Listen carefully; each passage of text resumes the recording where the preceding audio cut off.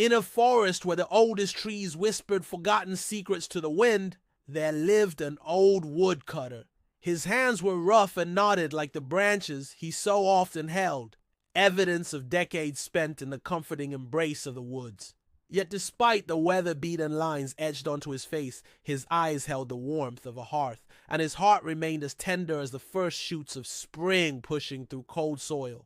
Every morning, as the sun stretched his golden fingers over the dew-kissed grass, he'd leave his cozy cottage, the air filled with the scent of pine and damp earth as he made his way into the familiar green labyrinth. His footsteps muffled by a carpet of fallen leaves, he'd set about his daily task, each swing of his axe echoing with the rhythm of his life. He wasn't just chopping wood. He was shaping years into planks that would one day become the sturdy beams of a house or the cradle of a new life. But the woodcutter wasn't a solitary figure. His days were brightened by the cheerful rustle of small feet following in his path.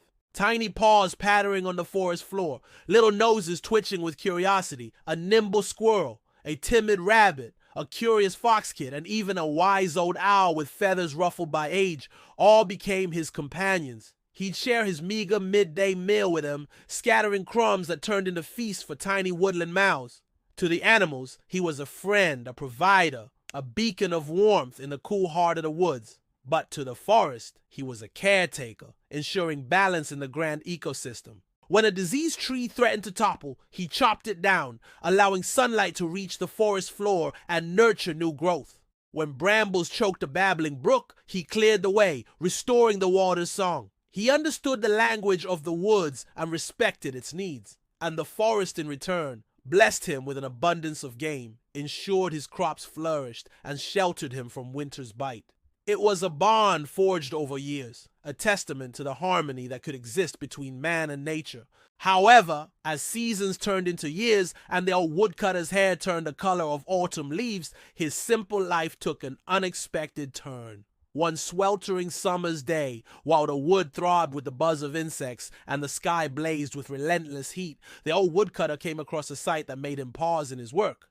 Before him stood a giant oak, its branches spread wide like the arms of a benevolent giant. But it wasn't the tree's grandeur that held his attention. At its base, trapped beneath the thick roots, was a serpent. Her emerald scales dulled by dust, she struggled to free herself from the tree's constricting grasp. The woodcutter's heart, usually as light and carefree as a bird's song, suddenly tightened with concern. As he drew closer, the serpent's desperate pleas reached his ears. Her voice, a mixture of gravel and desperation, cut through the stillness of the woods like a shard of glass. "Help me, old man," she rasped, her golden eyes brimming with fear. "This tree crushes my neck. Free me, and I swear I'll vanish from your sight forever."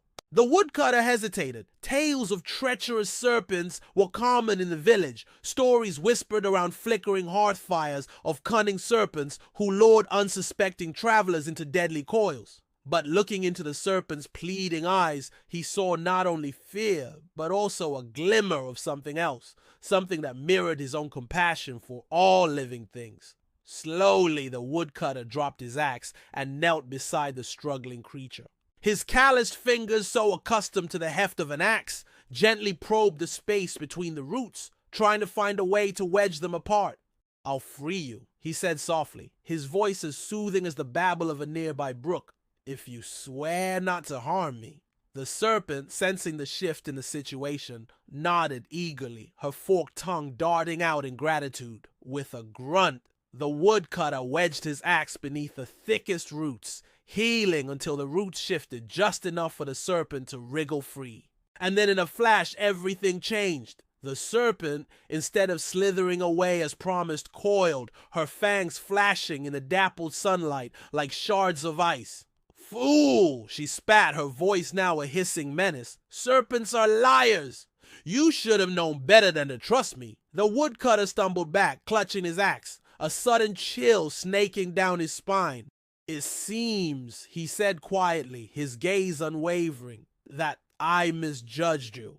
But if strength decides who lives in this forest, you underestimate me." The serpent laughed, a sound like pebbles rattling in a dry well. "Child's game," she sneered. "You couldn't hurt me even if you tried." With a flick of her tail, she slid beneath the massive trunk of the oak. her muscles tensed, straining against the weight pressing down on her. "Lift this tree alone, old man, and I'll spare your life," the serpent taunted, amusement slithering into her voice. But instead of anger or fear, a strange calm settled over the old woodcutter. Gazing at the massive oak, he straightened his shoulders, his grip tightening on his axe. He took a deep breath, the scent of moss and loam filling his lungs, and began to push. The tree groaned, its roots grumbling like an awakened giant, but the woodcutter held his ground. With muscles that had been honed by years of toil, he leaned into the effort, his face creased with concentration. The serpent watched, her earlier amusement replaced by a dawning realization. But it wasn't pity or regret that flickered in her golden eyes, but a chilling resolve. The woodcutter, oblivious to the turmoil in the serpent's heart, continued his struggle. Drop by drop, the tree began to lift, inch by agonizing inch. The serpent's triumphant hiss echoed through the woods, carrying with it the promise of a swift end to the old woodcutter's struggle. But as the serpent prepared to strike, a strange look of anguish crossed her face. The victory she'd so confidently anticipated turned to ashes in her mouth. With a Herculean effort, the old woodcutter heaved the tree up one last time, and then it shifted, teetering before crashing down on the clearing floor with a resounding thud. The serpent, caught off guard, recoiled, her body slamming against the rough bark of the oak. Trapped once more, she writhed, her earlier arrogance evaporating into panicked gasps. "Mercy!" she cried, her voice hoarse with fear. "Free me, and I'll spare you." The woodcutter, his chest heaving, his arms trembling with exhaustion, looked down at the trapped serpent. His gaze, though weary, was as steady and unyielding as the ancient oak. "Why?" he asked, his voice echoing the calm of a mountain stream. "So you can betray me again."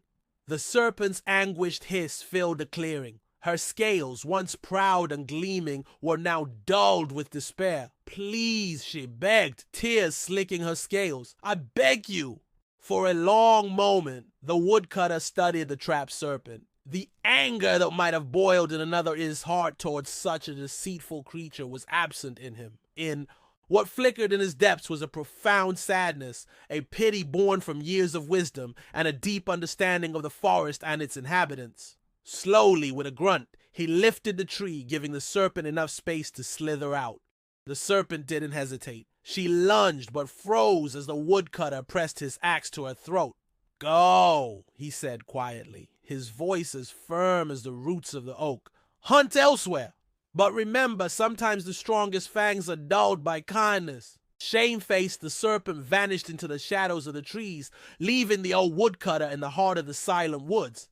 That night, as the old woodcutter shared his evening meal with a family of foxes, their bushy tails curled around him like warm blankets, the forest echoed with a new tale, a story of a woodcutter who outsmarted hunger itself and chose mercy over vengeance. Years turned into decades, yet the tale remained, carried on the wind, rustling through the leaves and trickling down from the waterfalls. Travelers spoke of a serpent who guided lost children to safety, her golden eyes once glinting with deceit, now softened by a hard-earned lesson in the dirt.